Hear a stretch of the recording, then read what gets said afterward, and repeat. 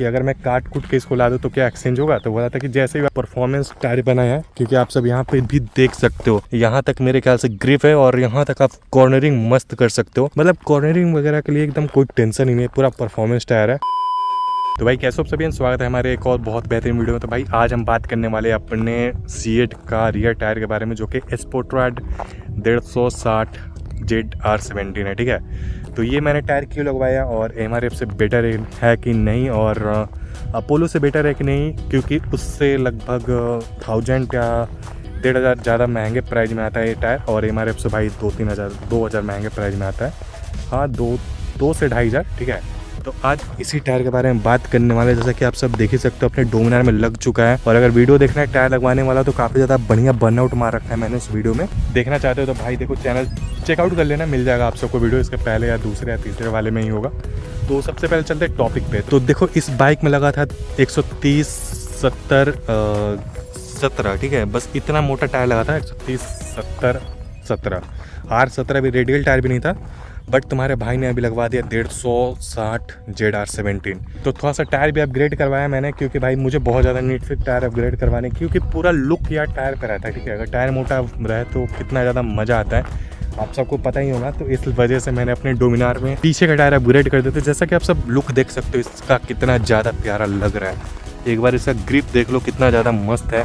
और ये बता दो कि ये अगर कंपेयर करें अपोलो से, तो अपोलो का भी काफ़ी अच्छा टायर है, बट उससे बेटर ये टायर है, क्योंकि ये है फुल्ली परफॉर्मेंस टायर। ठीक है, एकदम परफॉर्मेंस टायर बना है, क्योंकि आप सब यहाँ पे भी देख सकते हो, यहाँ तक मेरे ख्याल से ग्रिप है और यहाँ तक आप कॉर्नरिंग मस्त कर सकते हो। मतलब कॉर्नरिंग वगैरह के लिए एकदम कोई टेंशन ही नहीं है, पूरा परफॉर्मेंस टायर है। और वेट कैपेसिटी भी अपोलो H1 से ज़्यादा है इसमें। और एमआरएफ की बात ही मत करो यार, एमआरएफ का इतना घटिया टायर होता है। और टायर देखो ठीक ठाक होता है, बट उसका वारंटी एकदम खराब होता है। ठीक है, मेन बात है इसका वारंटी की, तो वारंटी बात कर लेते हैं। इसका 6 साल का मेरे को मिला है। अगर कहीं से भी कट फट लगता है तो आपको नया टायर मिलेगा, और जितना घिसा रखा है मैंने ना, उसका प्राइस ले लिया जाएगा। जैसे कि 20% मैंने घिसा रखा है ना, तो 20% मेरे से पैसा लेंगे और 5% शायद कंपनी लेती है, यानी 25% पैसा लेंगे और हमको न्यू टायर दे देंगे। जैसे कि हमारा 10,000 का टायर पड़ता है, मुझे 10,000 का तो नहीं, उससे कम का है, बट मान के चलते 10,000 का। तो हमने 20% टायर घिसा दिया है और 80% बचा है, उसमें कट वट लगे कहीं भी फटता है तो हमें 25% पैसे देके, यानी कि 2,000-2,500 रुपये देके हमें न्यू टायर मिल जाएगा। एक ये भी बड़ा रीजन है मुझे ये टायर लेने के पीछे। और एमआरएफ में जैसे मैंने बात की, तो एमआरएफ में ऐसे कटने फटने का कोई सीन नहीं था। उसका बस टायर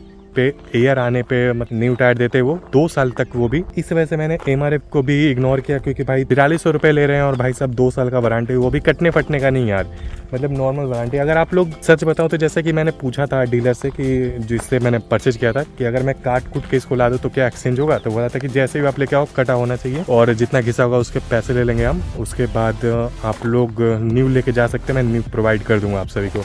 तो मुझे ये तो बात बहुत बढ़िया लगी कि भाई ऐसा भी सीन हो सकता है, जिसके वजह से मैंने टायर लगवाया। और एमआरएफ से इसलिए मेरे को बढ़िया लगा। और अपोलो देखो, मैं 4600 का पड़ता था मुझे, बट ये पड़ा मेरे को 6600 का, 2000 ज़्यादा महंगा पड़ा। बट मैं ऑनलाइन ज़्यादा ट्रस्ट नहीं करता, मैं डीलर से नहीं लिया, और डीलर में थोड़ा अपोलो महंगा मिल रहा था, इस वजह से मैंने अपोलो का नहीं लिया और ये सीएट का लगवा लिया, स्पोर्ट्रेड, जो कि न्यूली लॉन्च हुआ है अभी मार्केट में। ज़्यादा इसकी वीडियो अवेलेबल नहीं है, तो मैं अपलोड करूँगा इसकी वीडियो सारा रिव्यू के बाद। अभी तो देखो काफ़ी ज़्यादा बढ़िया लग रहा है चलाने में इस गाड़ी को, मतलब काफ़ी ज़्यादा अच्छा रिस्पॉन्स मिल रहा है मुझे, कंफर्ट भी है और थोड़ा सा मुझे कॉन्फिडेंस भी आ रहा है इस गाड़ी को चलाने में। मतलब पहले ज़्यादा कॉन्फिडेंस आ गया इस गाड़ी को चलाने में इस टायर के वजह से। और यहाँ से आप लोग पीछे का भी थोड़ा सा चौड़ाई देख सकते हो, कितना अच्छा बढ़ गया चौड़ाई। एक बार जूम करके आप सभी को दिखा दूँ तो काफ़ी बढ़िया थोड़ा चौड़ाई बढ़ गया गाड़ी का, और इससे लुक भी इनहेंस होता है। टायर का ग्रिप काफ़ी एग्रेसिव हो चुका है पहले के मुकाबले। तो गाइस ये रहा कुछ रिव्यू हमारा, और आप लोगों को बता दिया मैंने कि एमआरएफ का टायर और अपोलो का टायर क्यों नहीं चूज किया।